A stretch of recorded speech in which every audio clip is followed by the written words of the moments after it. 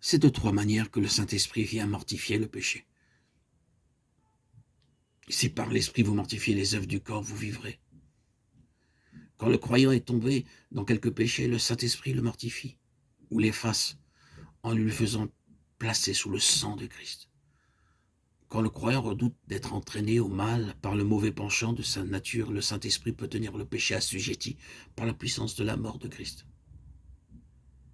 Et quant au péché involontaire qui est au-delà de son contrôle, le croyant compte encore sur le Saint-Esprit pour le vaincre, aussi par la puissance de Jésus.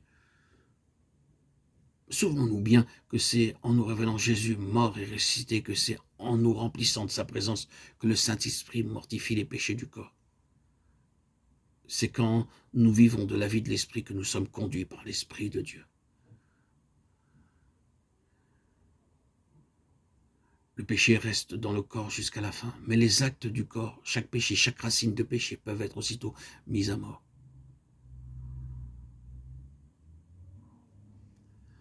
C'est la présence de Christ, c'est la vie de Christ apportée en nous par le Saint-Esprit qui mortifie tout acte répréhensible. Le péché ne sera jamais extirpé, toutefois il peut être mortifié et gardé dans la mort. Pour réaliser cette mort au péché, nous avons qu'à être remplis de l'Esprit de vie qui est en Jésus-Christ. La vie de Christ en nous fait incessamment mourir le péché. Pour être certain d'être conduit par l'Esprit, il faut l'être sans interruption. On peut perdre en 1 heure ce qu'on avait acquis dans le cours d'une année. Si nous agissons indépendamment de l'Esprit dans les petites choses, nous l'appellerons en vain pour les grandes choses. Je te remercie de m'avoir dit que tous ceux qui sont conduits par l'Esprit de Dieu sont fils de Dieu. Merci, Père. Car tu ne veux pas que tes enfants soient conduits par nul autre. Tu veux que le Saint-Esprit qui a habité en ton Fils et qui l'a conduit pendant sa vie terrestre nous conduise nous aussi, nous éclaire de sa lumière divine.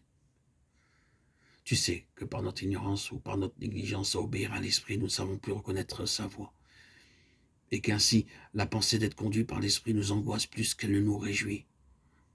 Pardonne-nous, d'aide nous faire saisir avec foi qu'il est possible et facile d'être conduit par l'Esprit, afin que désormais nous cherchions de tout notre cœur à nous laisser conduire par l'Esprit.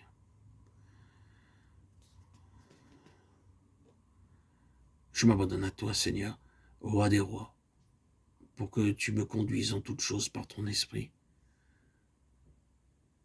Je renonce à ma sagesse, à ma volonté propre, à mes propres vues et ressources.